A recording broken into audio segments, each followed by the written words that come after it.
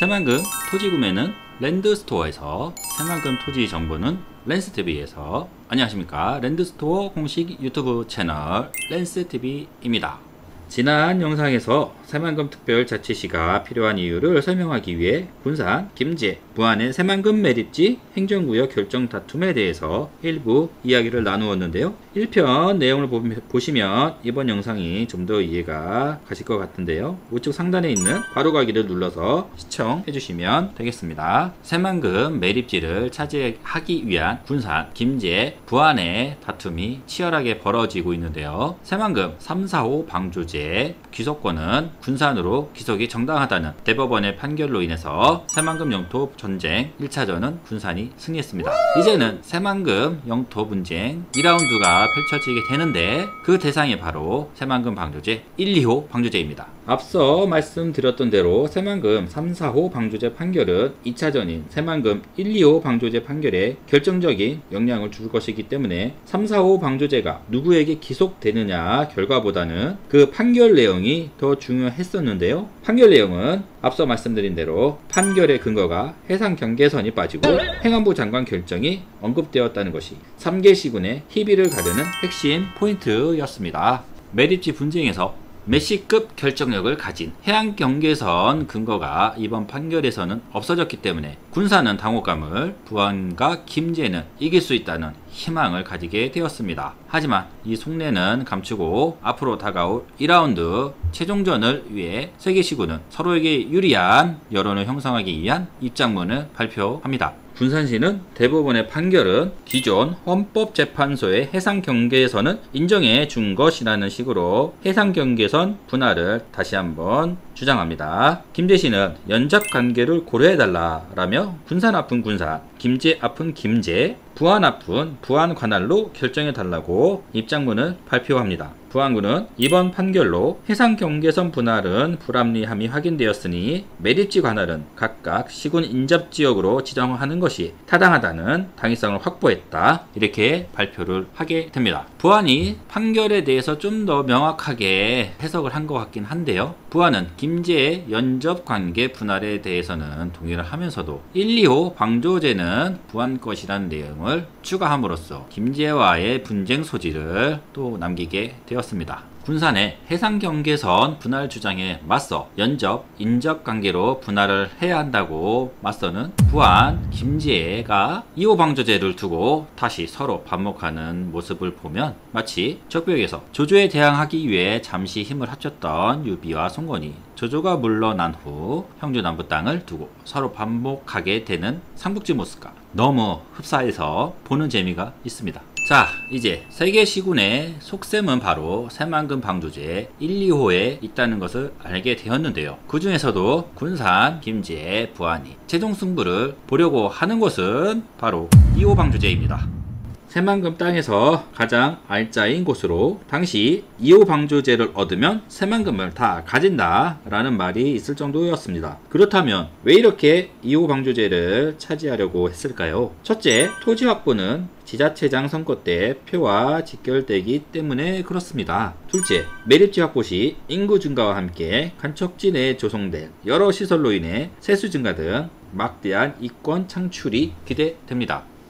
하지만 제가 볼 때 가장 핵심적인 이유는 바로 이것이었습니다. 그것은 바로 2호 방조제 획득을 할 경우 새만금 신항만, 현 스마트 수변도시, 국제협력 용지, 첨단 농업 용지 등을 확보할 수 있게 되는데요. 새만금 용지 중에서도 노른자에 해당하는 곳입니다. 특히 그 중에서도 백미는 바로 7.6조 원에 달하는 삼성의 신재생 에너지 용지 투자였습니다. 당시 2011년도에 삼성과 총리실 사이에 투자양의 각서가 체결되었고 3단계에 걸쳐 최대 20조 원의 투자가 있을 것이라는 내용이 언론에 보도가 되었었는데요. 이러니 어떤 지자체가 이 땅을 양보하겠습니까? 물론 아쉽게도 삼성의 새만금 투자권은 하나의 해프닝으로 끝나긴 했는데요. 지금 기준으로도 새만금 신항만, 스마트 수변도시 등 부안이나 김제, 군산에서는 결코 놓칠 수 없는 훌륭한 먹잇감임은 분명합니다. 자, 시작이 있으면 끝이 있는 법입니다. 새만금 행정용지 결정 최종전은 과연 어떻게 되었을까요? 2015년 행정안전부 중앙분쟁조정위에서는 새만금 1호 방조제는 부안, 새만금 2호 방조제는 김제로 관할권을 결정하게 됩니다. 결정 사유는 지자체와 주민들의 상생협력 차원이라고 밝혔습니다. 지난 시간에 보셨던 대로 3분의 1씩 분할하자던 김제시의 주장처럼 결정이 되었습니다. 부안군도 군산이 주장했던 해안경계선 분할안보다는 매립지를 더 많이 확보하게 되었으니 손해는 아닌 것 같고요. 역시 가장 대박을 터뜨린 것은 바로 김제시겠죠. 우려가 현실이 되었던 군산은 패닉 상황에 빠지게 됩니다. 이제 여러분이 군산시 입장이라고 한다면 어떻게 하시겠습니까? 네, 역시 소송입니다. 당연히 군산시는 헌법재판소에는 권한쟁의 심판을 청구했고요. 대법원에도 행정구역 취소 소송을 제기하였습니다. 항소 이유는 그동안의 공유수면 관리 권한을 인정해달라는 것입니다. 그동안 우리가 허가도 하고 관리해왔는데 억울하다라는 것이겠죠. 자, 이제 새만금 영토 분쟁의 원흉인 해상경계선과 행자부 장관의 결정, 왜 이 두 가지가 문제가 되었는지 한번 알아보겠습니다. 평온했던 헌법재판소와 대법원의 매립지 분쟁 판정 시대를 혼돈의 나락으로 빠뜨린 하나의 사건, 바로 지방자치법 변경입니다. 내용을 살펴보면 행정안전부 장관이 공유수면 매립지 관할을 결정할 수 있다 입니다. 이로 인해 이후 매립지 분할 분쟁은 해상경계선이 아닌 앞에 언급했던 행정안전부에서 매립지 행정구역을 결정하게 되는데요. 법원과 헌법재판소도 이를 중요시하게 여기기 시작합니다. 더욱이 이미 결정된 행정구역도 이 변경된 자치법을 근거로 재소송에 들어가는 일도 벌어지게 되었습니다. 의미 있는 사건을 하나 살펴볼 텐데요. 지난 20년간 이어져 오던 평택 당진항을 둘러싼 당진시와 평택시와의 매립지 분쟁입니다. 평택 당진항, 어느 지자체가 봐도 매력적인 곳이죠. 과연 이곳엔 무슨 일이 있었는지 한번 살펴보겠습니다. 지방자치법 변경으로 인해 이미 당진시에 기속되어 있던 매립지 대부분이 평택시로 기속이 되고 아산시 소유의 매립지도 평택시 관할로 변경되는 황당한 사건이 벌어졌는데요. 97년도에 서해대교 매립지가 조성이 되었습니다. 매립지가 조성되었으니 어떻게 되었을까요? 당연히 서로 많이 가지겠다고 소송이 진행되었겠죠. 2004년 헌법재판소는 해상경계선 기준으로 당진시의 자치권을 인정해줍니다. 이미지 보시면 빨간 줄 보이시죠? 그 빨간 선 기준으로 화면 왼쪽은 당진시, 오른쪽은 평택시입니다. 그러다가 2007년 2차 매립지가 조성이 되었고 이후 2009년 드디어 그가 등장합니다. 행안부 장관의 매립지 결정권이 들어간 지방자치법 변경이지요. 이 변경된 지방자치법으로 인해 평화롭던 평택 당진항 매립지는 다시 한번 불길에 휩싸이게 됩니다.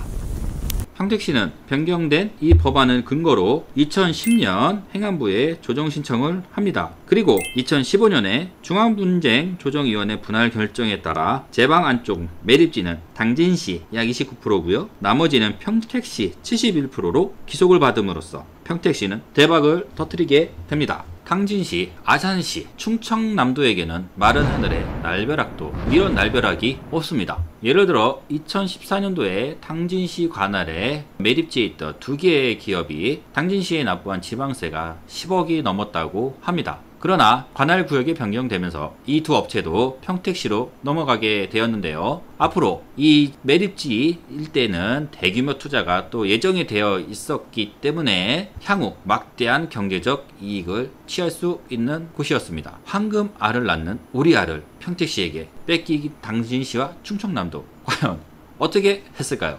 당연히 불복하고 소송에 들어갑니다. 2015년에 당진시는 대법원에 행자부 장관 결정 취소 소송을 제기하였고 헌법재판소에는 권한쟁의 심판을 청구하였습니다. 결국 최근에 헌법재판소의 결론이 먼저 나왔는데요.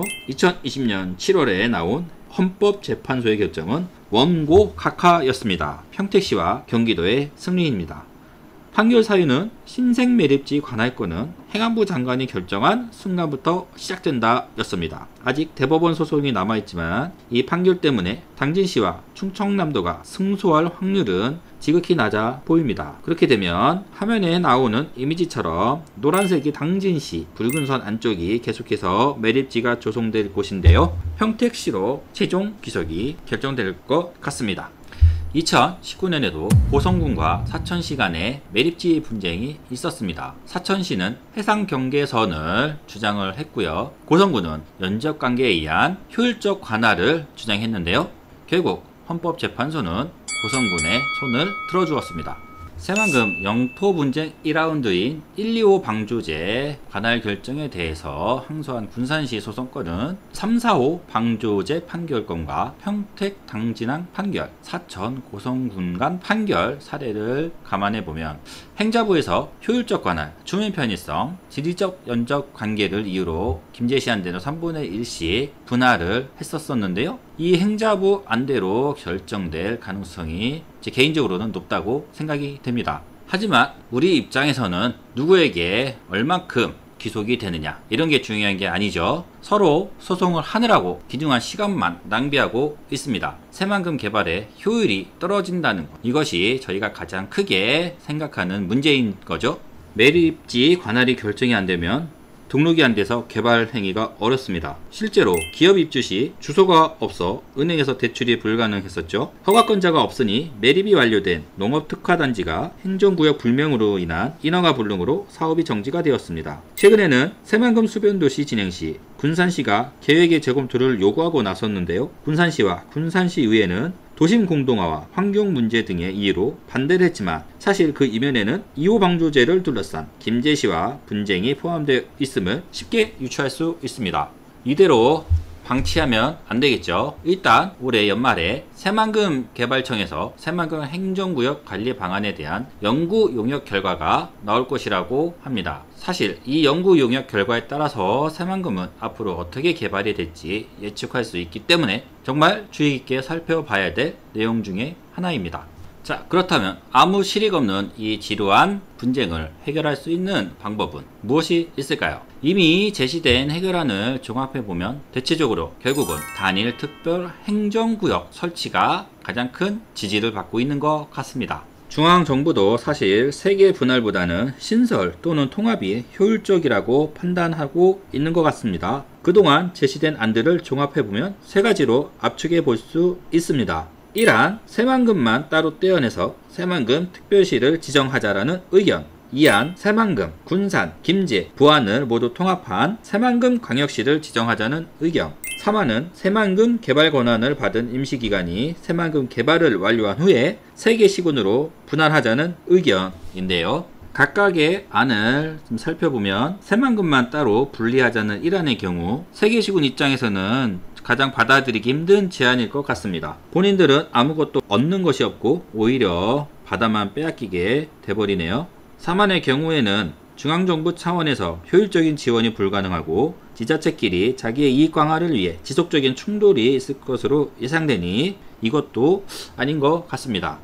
현 상황에서 가장 이상적인 해결책은 이안으로 보입니다. 새만금과 3개 시군을 통합하여 세종시, 제주도처럼 하나의 별도의 특별행정구역을 신설하는 것이 새만금 개발과 3개 지자체의 이익 충돌을 최소화할 수 있는 가장 부작용이 작은 해결책이 아닐까 생각이 듭니다. 여러분의 생각은 어떠실까요? 새만금과 3개 시군의 통합, 이렇게 될 경우 인구는 최대 114만 명까지 산술적으로 가능한 광역도시로 성장이 가능합니다. 게다가 첨단산업과 미래산업이 총집결하며 환항해권 시대의 물류 중심도시로 성장이 기대되는 새만금입니다. 지금이 기회입니다. 영상이 끝나는 대로 온라인 토지 쇼핑몰 랜드스토어에 들어오셔서 걱정 없이 스마트한 투자를 하시기를 바랍니다. 다음이나 구글에서 랜드스토어를 검색하시거나 영상 하단 더보기에 바로가기 누르시면 쉽게 접속하실 수 있습니다. 새만금은 대한민국과 우리의 희망입니다. 대한민국의 미래를 준비하는 곳인데 당연히 엄청난 규모로 개발이 되지 않겠습니까? 아까 말씀드렸듯이 2020년 연말쯤에 새만금 행정구역을 어떻게 할지 연구 용역 결과가 나올 것이라는 예상이 있었습니다. 본 연구 용역 결과에 따라 새만금의 위상이 앞으로 어디까지 올라갈지 짐작해 볼 수 있을 것 같은데요. 새만금이 단일 특별행정구역으로 지정이 된다면 향후 토지 가격의 무시무시한 상승이 기대가 되고 있습니다. 두려움은 떨치시고 미래를 위해 투자하세요. 꿈이 현실이 되는 곳, 새만금은 그런 곳입니다. 구독과 좋아요, 알림까지 다 해주시면 감사하겠습니다. 인생은 타이밍인 것 같습니다. 올해 2020년은 새만금 투자를 하기에 정말 좋은 기간인 것 같습니다. 새만금이 세종시와 같은 특별행정구역으로 지정되기를 바라면서 오늘 영상 마치겠습니다. 랜드스토어 공식 유튜브 채널 랜스TV 미스터 렌인이었습니다. 감사합니다.